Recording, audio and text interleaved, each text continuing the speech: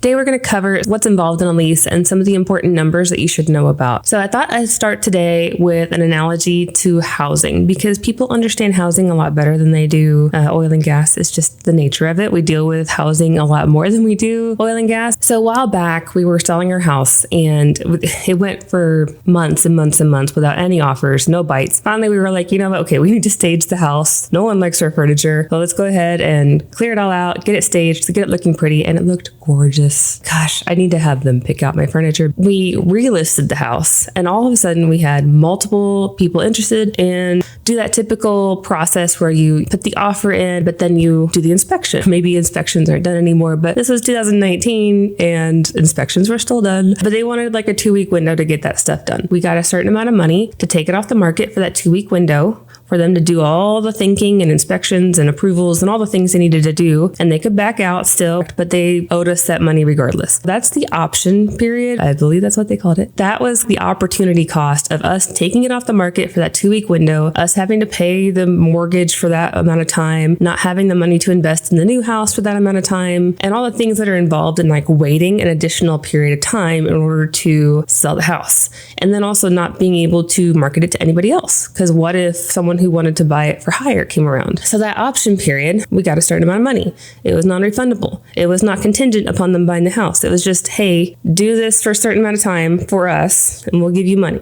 That is a good analogy and almost the exact same thing of what a lease bonus is. A company wants to come in and lease your minerals for the opportunity to drill them and produce them. They want a certain amount of time in order to do that. They want you to be exclusive to them for that amount of time. And in return, you're going to get some amount of money up front, non-refundable. Like you don't have to give it back if they don't drill it. You don't have to give it back if they back out of the lease, and you get that bonus up front. That is your opportunity cost for taking it off the market, basically. So let's go back to the housing analogy, right?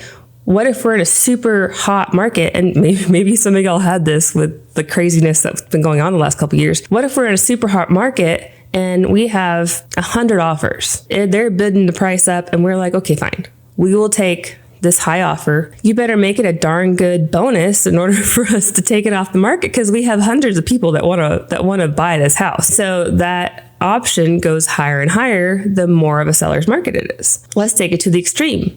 What if you were selling $1 million house and you had the house in the country that people wanted? We'll just say unlimited number of people who wanted to buy it. If they were to give you $1 million during the option period, would you expect the price of the house to go down? Maybe, maybe not. They could be saying, hey, we'll pay you up front. We'll pay you today for this house. And then if we back out, you can have somebody else pay you for this house. Like that could be what they're saying. Or they could be saying, we'll pay you an additional $1 million, right? The more in demand your property is, the more that option period is going to be higher. And it might influence how much you get later on and it might not. And it kind of just depends on how hot of an area you are and how close to the market value. Because let's say that they paid you the $1 million bonus and then they paid you another $1 million for the house. Well, the market value of the house was obviously not $1 million, right? They were willing to pay $2 million for that. So it's not necessarily that they're paying an additional to market. That is all that's included in the value of the house to them. And so similarly, your lease bonus is just another part of the pile of the value of those minerals to the person leasing it. What they're doing is they are saying, hey, we know we're going to be drilling this,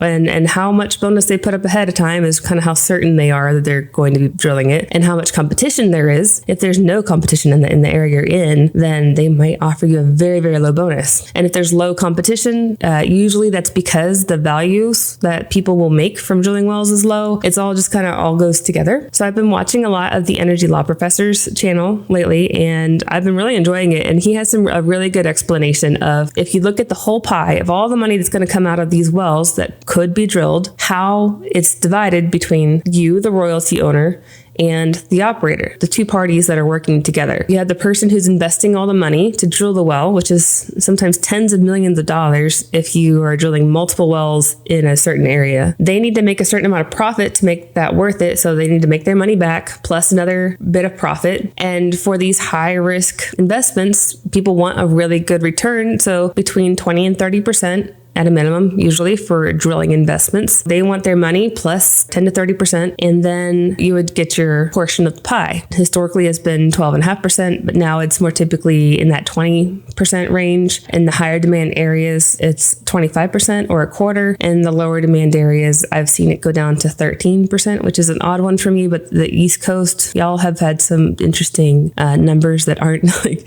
the typical 1/6, 1/8, 1/5 type of numbers. If I didn't know where you were leasing, I would estimate you'd probably at least lease for 18.75%, which is 3/16. I just did a video on lease royalty rates. If YouTube doesn't link to that, I will. So you'll get your piece of it, regardless of if the money makes any profit back, but they want at least their amount of share. So they are in their mind, when they're saying, hey, we're going to drill this well, they're already accounting for you making a certain chunk of money for every dollar they make. They're expecting you to make 20 or 25 cents on the dollar for every dollar that they make of income. The lease bonus plays into that by them giving you some of that up front, because it's all just money to them. So whether they give it to you now or later, there's obviously a time value of money, but they're putting aside that chunk of money as money that is not theirs. Now, how certain that they are that money's going to be there is how certain they are they're going to drill. So if they are very certain that they're going to drill, and they're very certain these wells will do well, then there's very little risk that money will be there, like the leftover money. They won't be like pulling out of their pockets to pay you.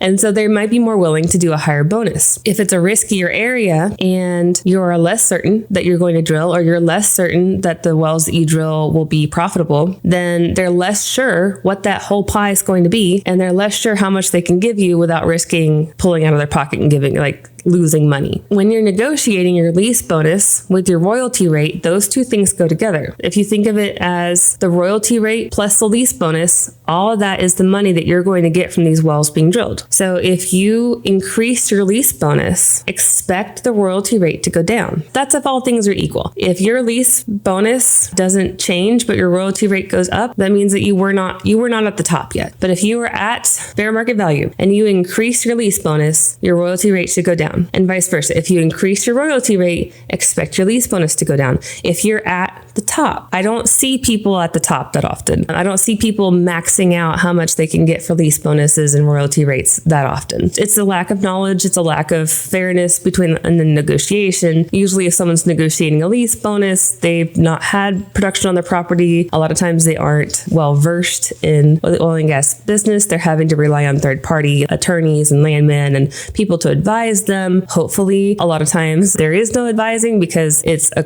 fraction of an acre and it's not worth paying a lawyer $1,000 to help negotiate a lease. But if all things were equal and you were at the top of their limit, if one starts going down, the other one will start going up. That's just how the economics of this should work. I always recommend trying to get a 25% lease, starting there and then working your way down, because the royalty rate is going to be where you make the most of your money. Yes, the lease bonus is up front, and you get that now. But if you get more lease bonus now, you'll get dramatically less royalties later. There's, the annuity commercials. There's one that I have memorized. There's like a Viking singing. I'm not going to advertise for them by singing it. If you think about that idea of if you have like an annuity, or like you won some lawsuit or the lottery, I don't know, and you're getting paid out over time, you could get cash up front, but it's less than if you were to get it paid out over time. It's kind of that same idea, but with risk involved. So there's even more risk. There's even more reduction of if you get it now, which is what the lease bonus is saying. Logistics of the lease bonus. How does it work? So once you sign the lease, you should get paid a check in return for leasing with that person. I would not sign anything until you get that money. Have there be a safe transaction process there, whether it's going through escrow or going through a third party or going to a bank or meeting in person. However you feel comfortable. Think of it like selling a car or a house. You wouldn't just like mail your title to your car to someone without getting the money first. A lot of times you are selling something about the size of a house, and this is property. So it's treated like property with the county. So treat it like selling a house, and you'll generally think about this more soundly. Let's say you negotiate a $2,000 per acre bonus. They might negotiate it as a $2,000 per net royalty acre bonus. Now, if you agree on a $2,000 per acre bonus for signing this lease, that will be applied to your net acreage. I do want to reiterate that. In my last video, I reiterated that a lot because it's a common point of confusion and frustration, because someone might have a fenced in area that they're leasing that's 160 160 acres, but they're sharing it with 100 other people. And so they actually only have 1.6 net acres, which if you're thinking you're going to get $2,000 times 160, but you actually get $2,000 times 1.6, those are dramatically different numbers. I just want you to be aware going into it. Know how many net acres you have and how many gross acres you have, because minerals are undivided interest generally, where everybody kind of shares in the same pot. I usually use the analogy of if you have a company that has a certain amount of shares. If you own one share of the company, you don't own like a closet in the company. You own a little bit of everything. So that's how oil and gas works when you have an undivided interest in a legal description. That's what you're leasing. That's what your lease bonus will be applied to. And so that's the amount of money you'll get up front. When you get it up front, that's called a paid up lease. They're paying you all the money up front in order to be able to use it for the amount of time that you're agreeing to in that primary term. The primary term is defined in your lease, and that is the amount of time that they have to do what they need to do, like look at the property, gather together an acreage position, gather together the funds in order to drill, get it into their schedule and drill. Now, whether or not that primary term includes drilling the well, getting it online, what the requirement is will be up to your lease. But after the primary term, sometimes there's what's called an option.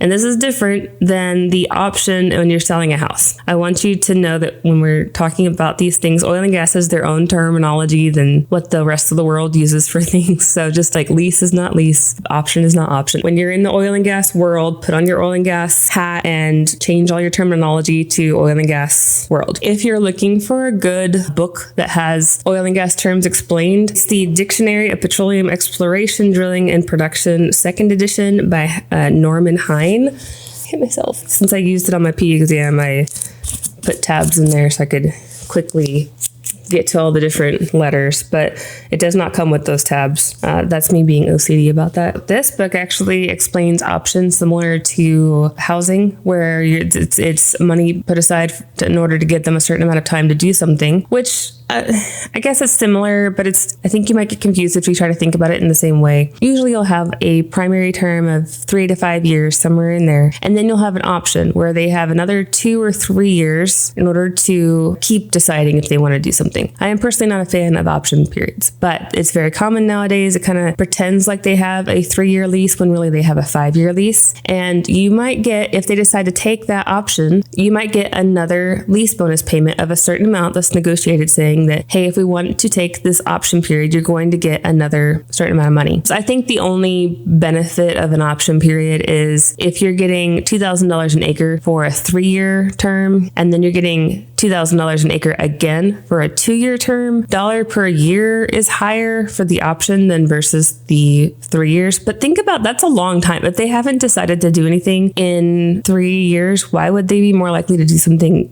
the 2 years after that? I would just say, hey, if you want a 5-year lease, let's talk 5-year leases, and you're going to pay me accordingly for a 5-year lease. I'm going to get more because that's more time, and let's just be upfront about this. You can't say no if they want to re-up the lease in 3 years. They can say no, but you can't say no. So that just seems very one-sided. If you're a landman and you think the option periods are good for the lessor, the mineral owner, comment below why. Or if you're a mineral owner and you like the option period idea, comment below why, because I have not been convinced yet. That is my personal challenge to anyone watching this that has a good argument for option periods. Comment it below, because I am not convinced yet that there's any point to it other than giving a false sense of a shorter lease when really it's not. It's only in the benefit of the operator and the lessee, which they already have so many benefits. Like, why would you give them another one? They already know everything. They already have all the money, all the investors and all the knowledge and all the people working for them. Why do they need another benefit? Oh, look, they have Brady sand in here. When we were living in Midland, we were driving back and forth between Austin and Midland quite a bit.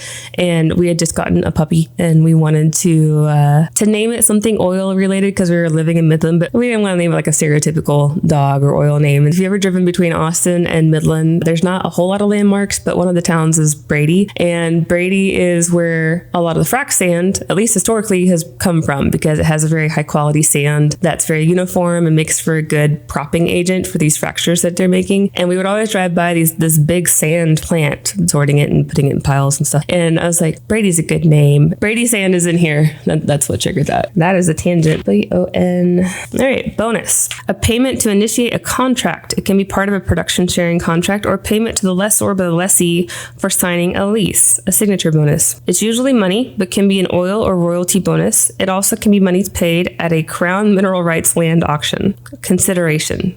When you say that you're leasing in consideration of $10 or more, that is the lease bonus. So you are paid something for this. One final note. Usually, if you're in an active leasing area, an actively being developed area, like this is not all theoretical and hypothetical, this is an active real thing, then usually you can get 2 to 3 times, sometimes up to 4 or 5, the lease bonus for the market value if you were to sell. That's just how the math ends up working for the market value of the property versus the lease bonus. Is it usually ends up being, I would say, 3 times in that range for modern, horizontal, unconventional plays. If you're in a more conventional area where there's a lot of vertical wells, lower lease bonuses, less activity, then the lower end of the range, somewhere around 1.5 or 2, is probably more applicable, mostly because there's more risk and less reward.